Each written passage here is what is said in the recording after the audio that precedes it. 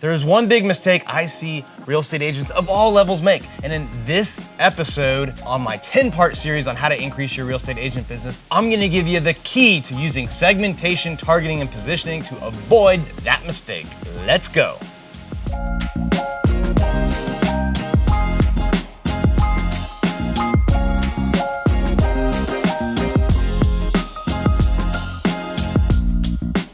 All right, welcome back to part 2 of my 10-part series on how to increase your real estate agent business.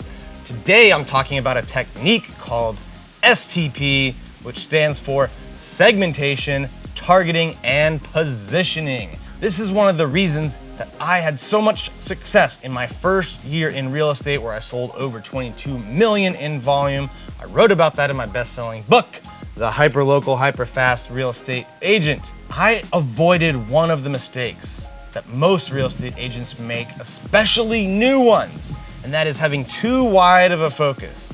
All right, a lot of agents get in the business. They do a little bit of this, a little bit of that. They say yes to everything, every lead in every market. They have no focus. This system of segmentation, targeting, and positioning helps you avoid that mistake. Let me explain to you what I mean by it. The first step is segmentation. You have to break up your market into several different types of segments. All right, you can do it by geography. You can do it by people you know versus those you don't. You can do it by occupation. You can do it by lifestyle. All right, so sit down, have a session, do the segmentation. Now look at the individual segments. Start picking ones that you would like to target. All right, couple quick items about this process. It has to be a target segment that you would actually enjoy doing business with. If you would not, any success you have will be short-lived because you won't like doing it. The segment has to be big enough to give you enough potential business. If you get 100% market share of 5 people, that won't be enough deals to live on. So it has to be big enough to get enough business from. Now here's a very important key. It has to be small enough that you can actually get the top 1, 2, or 3 market positions with the resources, the time, the money that you have. If I had tried to be everything to every Arlington County seller when I first started out, all 250,000 people, I wouldn't have succeeded. That's far too many people to compete with.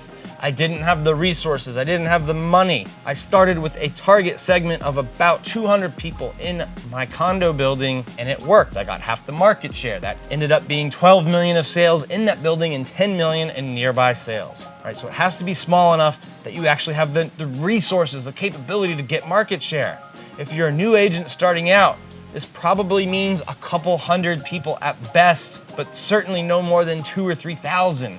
If you're a veteran agent with experience, or you have a team and you're looking to expand, you probably have statistics to rely on, a reputation that you can rely on, more marketing dollars, more experience overall. You can go for a bigger target segment, all right? So it depends on what stage you are in your career. Once you've identified your top segment, and there should be one that's your primary and then 1 or 2 that are secondary, that's okay, no more than 3 though, but one of them has to be your primary. You position yourself, figure out how will you position, the third part, how will you position yourself to be the agent that can deliver a unique value to them?